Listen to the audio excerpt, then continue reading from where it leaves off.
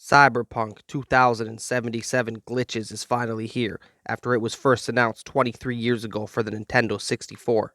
I'm pretty sure this is supposed to be a direct sequel to Superman 64 because it plays and looks like the exact same game. This game is unplayable on the base consoles and it's a slap in the face to the fans. Keep in mind this game was intended for the base consoles, but I guess they changed their minds at the end and figured, hey, 2020 is already shit, so let's just fuck over the people that can't afford the new gen consoles or high-end PCs. I've seen clearer picture after 12 beers and 6 shots of Jägermeister. Imagine waiting years and years for something you're so excited for, just to have it end up spitting in your face and telling you it hates you. I would be embarrassed to release something this broken. Even another 9 months in the womb couldn't cook this bad boy enough to even be half the game that they promised. I don't know why people say there's so much side content because I can't find it. What side content there is the same shit with the same objective. Sneak into an apartment and steal some guy's microwave dinner and then sneak your way out. You also have the option to shoot your way out with clunky mechanics and stiff gunplay that feels like you're playing Doom on your girlfriend's pregnancy test.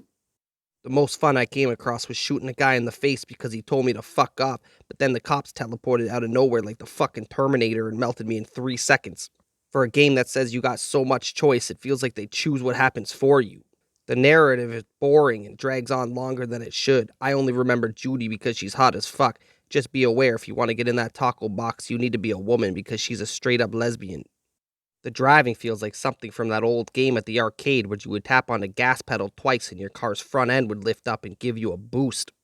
Maybe there's a cybernetics upgrade you get later on in the game that changes it from 720p to 4K, but I wouldn't know because I couldn't get that far after a main mission glitched out and I couldn't talk to Keanu Reeves or pull up my weapons to continue further in the game.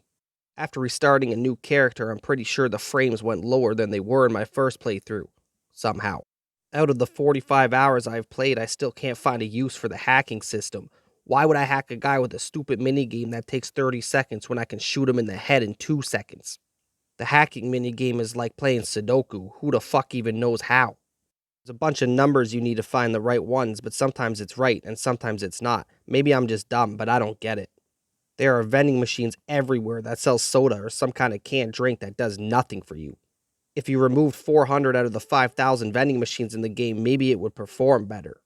Every alley and every street has a little stand that sells stuff, except you can't buy anything. They just tell you to fuck off. So why have these stands that look like stores everywhere if you can't do anything with them? Every 35 seconds, somebody is calling you on the phone or messaging you about a new mission to tell you they miss you or something. At the end of my playthrough, I had about 50 contacts on my phone. I don't know 40 of them. It's also cluttered and packed with unnecessary nonsense. Even the inventory is jam-packed with shit that could be converted into a nice little package, but they chose to fill it with 20 different tabs that all act as the same thing. And don't get me started about the map. That shit looks like a bomb went off and scattered random question marks and icons everywhere. I would have an easier time finding my girlfriend's G-spot than finding the next objective on that map. I'm guessing they called it 2077 because that's how many dollars it would take minimum to get a PC good enough to be able to play it at even a decent level.